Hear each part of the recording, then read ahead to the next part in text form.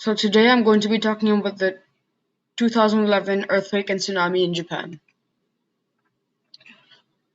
The disaster began with a 9.0 magnitude earthquake in eastern Japan. The earthquake was mainly a slip rupture megathrust event which took place underwater, where two plates were subducting under each other. In this case, it was the Pacific plate and the Honshu Japanese plate. Once enough energy was generated, the Pacific plate thrusted upwards, causing a slip, further generating enough energy to cause intense seismic activity throughout the area, causing earthquakes and tsunamis. In this case, tsunamis were up to 40 meters high. The severity and impacts of the disaster were that there were 15,891 deaths throughout the disaster.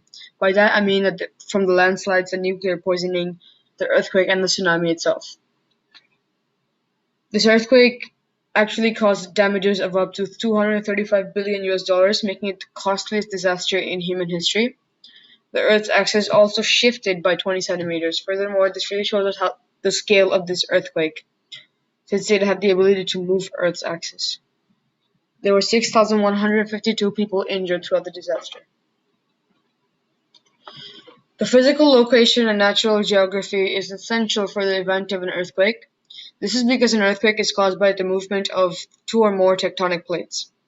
In this case, it was the Pacific plate and the Honshu plate in a subducting manner. Plate movement is around 10 centimeters in the Ring of Fire area. The Ring of Fire is an area that Japan is encumbered in.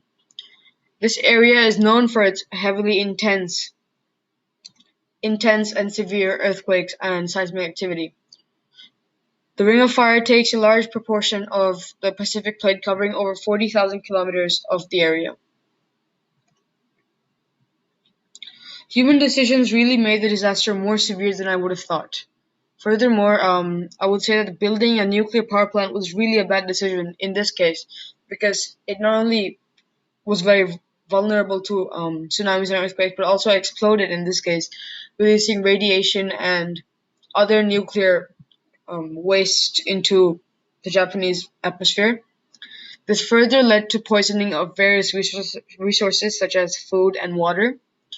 I would also say that placing an oil refinery was also a bad idea, since they exploded and caused gusts of fire in Tokyo, further causing more commotion, making the disaster more severe.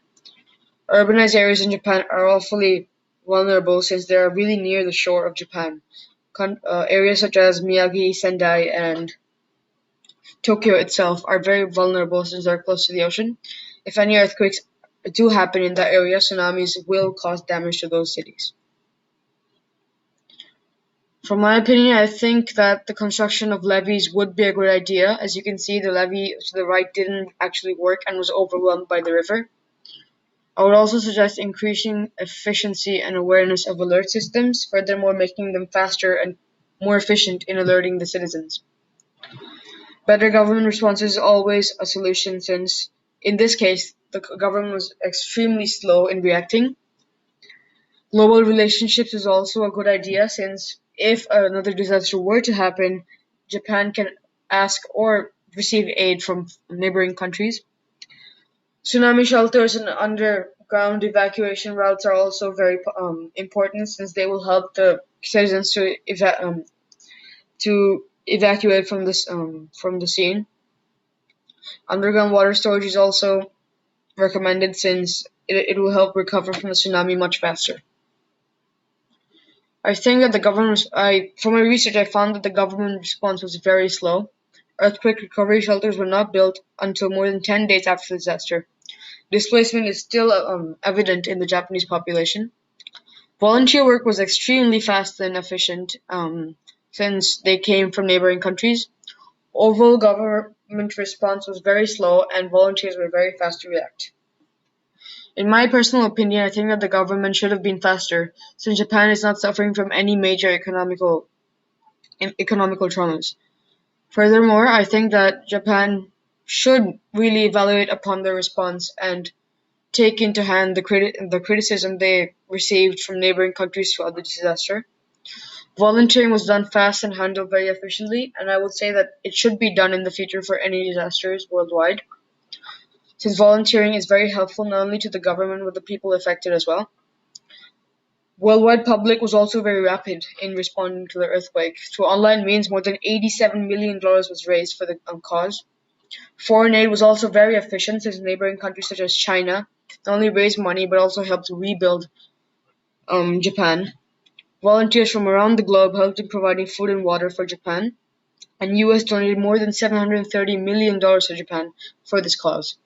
From my evaluation, I would suggest that Japan really take into consideration the criticism they received throughout the disaster and really improve their disaster response system by making better alert systems, more shelters, and more evacuation routes.